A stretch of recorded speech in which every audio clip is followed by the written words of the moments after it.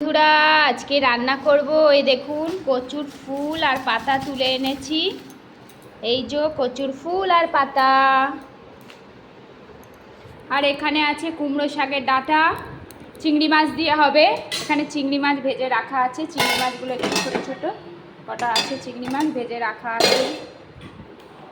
এখান থেকে আলু পেঁয়াজ নিয়ে নিচ্ছি। এখন সবজি কাটতে বসবো, তাই তো টুম্পি সোনা, সবজি কাটবো। এই যে কটা লঙ্কা,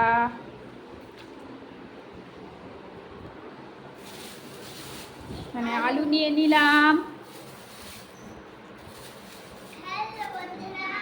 রান্না বান্না জোগাড় করছি এখন।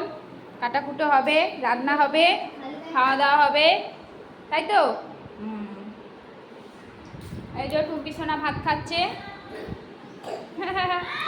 টাটা বাই বাই বন্ধুরা।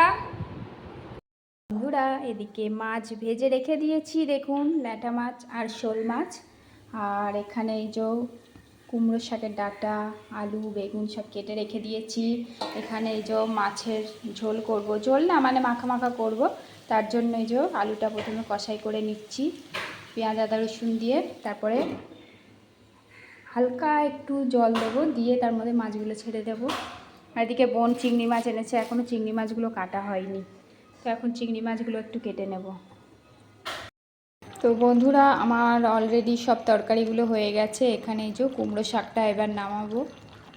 আর এখানে দেখুন এই যে শোল মাছ ল্যাটা মাছের ঝাল হয়ে গেছে। আর এই যে কচুর ফুলটাও হয়ে গেছে, দেখে নিন। চিংড়ি মাছ দিয়ে করেছি। আর এখানে এই দেখুন পটল ভাজা, বেগুন ভাজা, যে উচ্ছে ভাজা, কাঁকরোল ভাজা, এখানে অনেক কিছু ভাজা হয়ে গেছে। তো আমার ভিডিওটা কেমন লাগলো কমেন্টস করে জানাবেন। সবাইকে টাটা বাই বাই।